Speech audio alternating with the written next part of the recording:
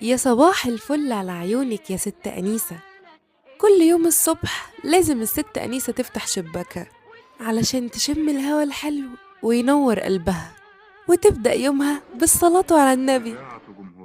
أما بقى عمو سعيد رجع امبارح من العمرة. مبروك يا عمو سعيد، وعقبالنا كلنا يا رب، وربنا يتقبل منك دايما. وكانت أحلى زيارة لما جيرانهم حبايبهم جولهم علشان يباركولهم. وطبعا الست أنيسة ضيفتهم وجابت لهم أحلى كوباية شاي، إنما إيه تعدل المزاج. ووقتها عمو سعيد قعد يحكي عن مكة وجمالها.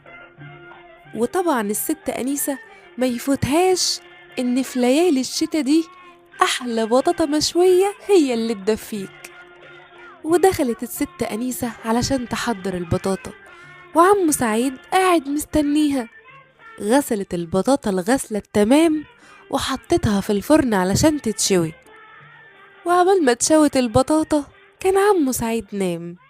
وبعد ما الست أنيسة كلت البطاطا بالهنا والشفا، نقول لها تصبحي على خير يا ست أنيسة، ونشوفك بكرة في يوم جديد.